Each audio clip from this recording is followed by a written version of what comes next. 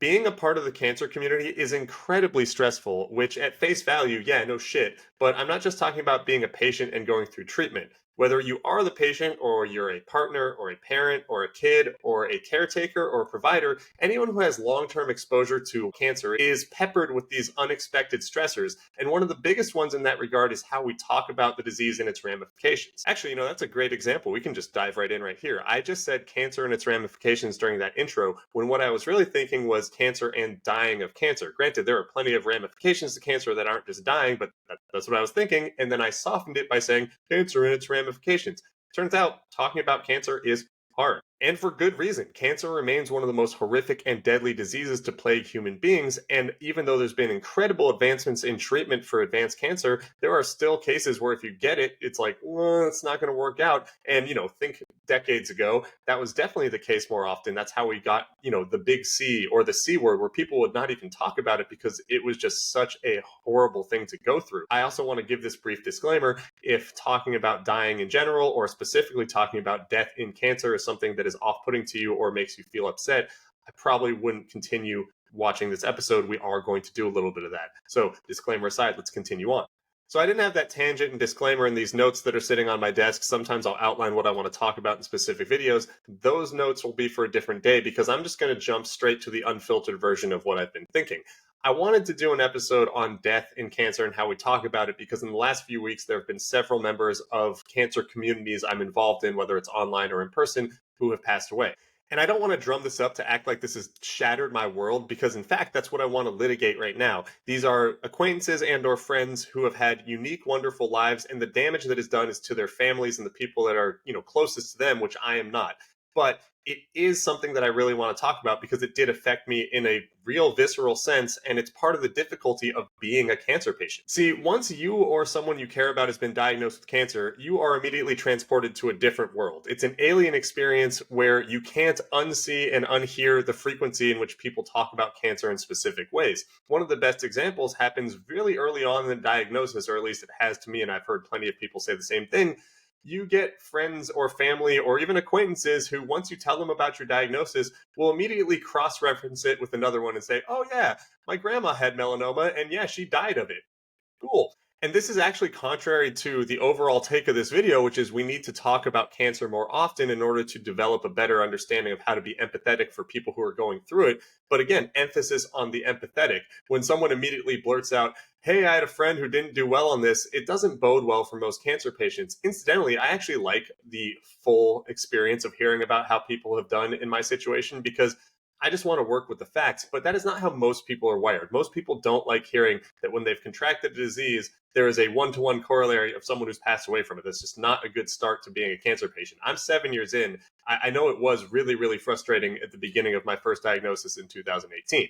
Similarly, I know that when I was diagnosed with stage 3C melanoma at first, and we were going through what could happen throughout this diagnosis, there were certain people, including my family members or people who are super close to me, who would say, oh, but you're not going to die of it, which, yeah, it's reassuring to hear that people have faith in my immune system and my body to make it through treatment. And it turns out that I did that not once, not twice. I'm about to go through my third remission, I hope.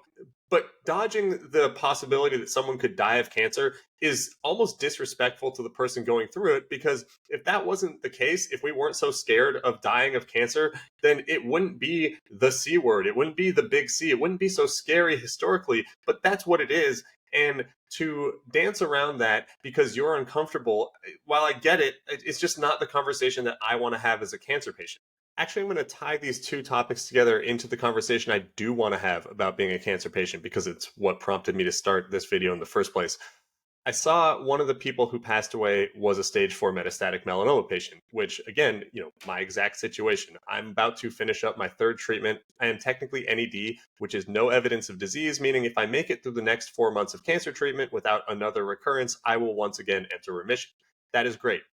I saw this anecdote about how this person passed away in which they had been in remission, but then it had come back in a very aggressive form and they had brain mets and they died like 3 months later, which when I see that, it is very unnerving to me. There's no other way to dress that up. Like anyone who's in my direct situation and then has a bam, back into cancer and dies, that's not going to feel good for me to read. unavoidable, right? But like I said, that's part of what I do right now. It's part of being an advocate. It's part of being a patient who's vigilant about what's happening to others around them. And it's part of making friends within all these different cancer communities. So then tying the other half of these two conversations together, when I want to go talk about it with someone, who am I supposed to go to outside of maybe a therapist or, someone who's willing to put up with me just droning on while they go, okay? Because for the most part, I don't think that cancer patients want to have this conversation over and over and over, especially those who are not very comfortable with looking at death and saying, might be me one day, because that's the reality. If you're my friend or my family member or someone who loves me a lot, close your ears or whatever. One day, there's a really good chance I'm going to die of cancer. And I've come to terms with that. I think all the people I just mentioned who are supposed to close their ears have come to terms with that. And if it's something other than that, I'm going to be stoked.